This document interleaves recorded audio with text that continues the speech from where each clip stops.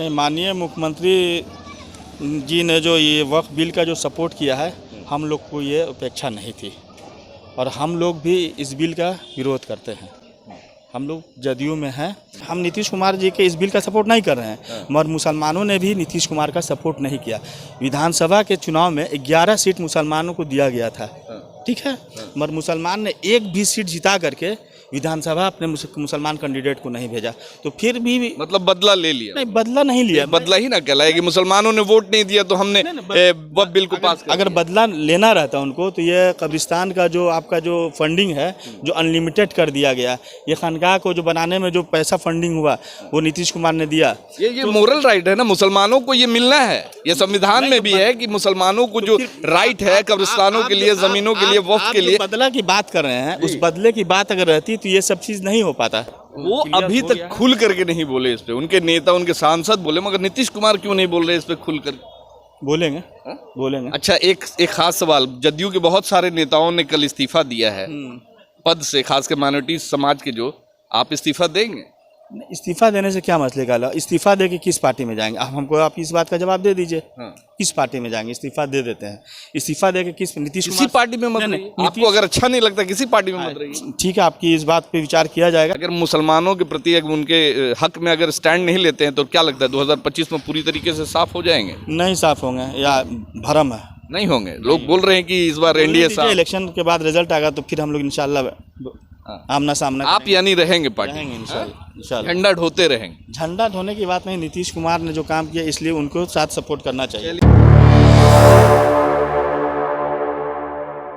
देखिए, हमारे साथ में जदयू के नेता हैं और काफ़ी पुराने नेता हैं, और इनके बुलावे पे अगर एक आह्वान करते हैं तो नीतीश जी के लिए ये पूरा एक कुंभा खड़ा कर देते हैं। अपने मुसलमान जितने भी समर्थक हैं, कार्यकर्ता हैं, हज़ारों की संख्या में लेकर के गांधी मैदान या अन्य जगह जहां भी रैलियां होती है पहुंच जाते हैं। इम्तियाज़ अहमद है, क्या कहेंगे?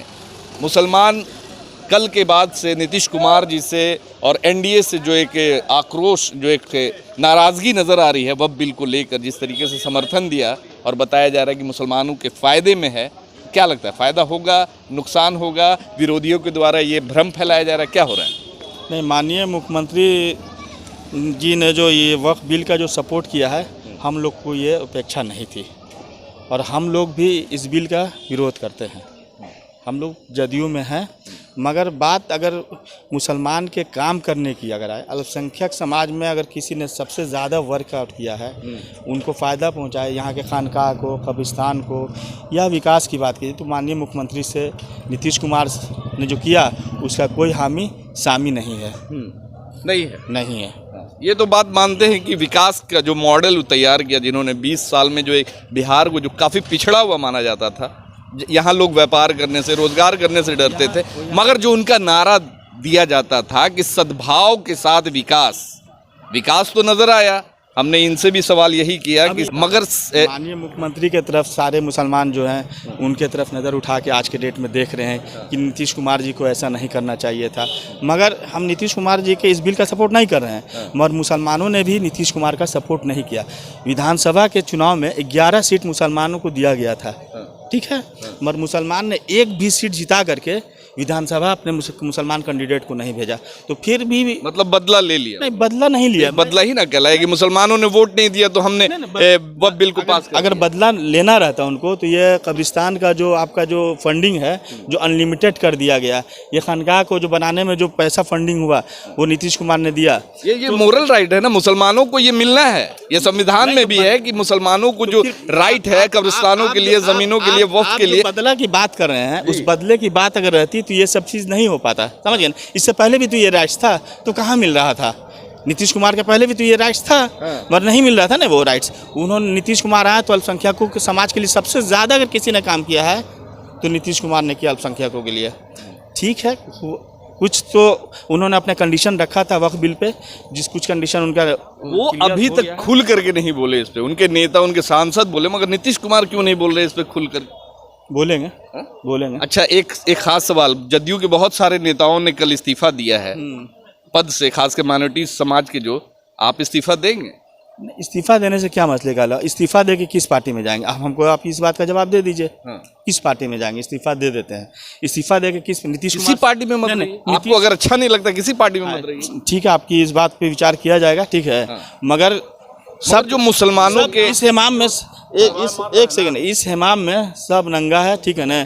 जो उसमें कुछ भी बेहतर है उसको मुसलमान सपोर्ट करे, वो उसके जमीन अपनी बचाए, यही उसके लिए तो इंतजार में है। अभी भी उम्मीद है नीतीश जी से कि कुछ न कुछ स्टैंड लेंगे बिहार के मुसलमान। इंशाल्लाह आने वाले 2025 के चुनाव में मतलब स्टैंड लेंगे, तभी हो सकता है कि मुस्लिम समाज फिर से उनके साथ। नहीं, मुस्लिम समाज जो पढ़ा लिखा समझदार होगा वो अभी भी मुसलमान अगर बढ़िया साथ ही रहेगा। अगर मुसलमानों के प्रति अगर उनके हक में अगर स्टैंड नहीं लेते हैं तो क्या लगता है 2025 में पूरी तरीके से साफ हो जाएंगे? नहीं साफ होंगे या भरम है, नहीं होंगे। लोग बोल रहे हैं कि इस बार एनडीए साफ। इलेक्शन के बाद रिजल्ट आएगा तो फिर हम लोग इंशाल्लाह आमना सामना आप यानी रहेंगे पार्टी, रहेंगे इंशाल्लाह। झंडा ढोते रहेंगे। झंडा ढोने की बात नहीं, नीतीश कुमार ने जो काम किया इसलिए उनको साथ सपोर्ट करना चाहिए। चलिए, कुछ लोग हैं जो कि मतलब शुरू से झंडा ढो रहे हैं और आखिर तक झंडा ढोएंगे, मगर देखना होगा कि खासकर जो बिहार के मुसलमानों में आक्रोश है वक्फ संशोधन बिल को लेकर, जो एक आक्रोश देखा जा रहा है, खासकर जो लोकसभा और राज्यसभा में जिस तरीके से बिल पास हुआ है उसको लेकर जो बिहार के मुसलमान खासा नाराज़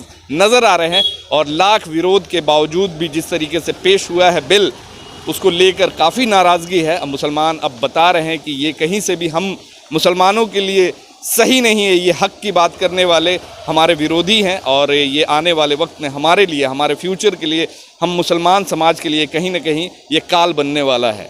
तो आने वाले वक्त में देखा जाएगा कि 2025 के चुनाव में नीतीश जी के साथ बिहार का मुसलमान रहता है या फिर वैसे कितने भी सेकुलर नेता हैं जो अपने आप को मुस्लिम हितैषी बताते हैं, क्या वैसे लोगों का साथ देते हैं बिहार का मुसलमान या भारत का मुसलमान? आने वाले वक्त में देखा जाएगा। धन्यवाद।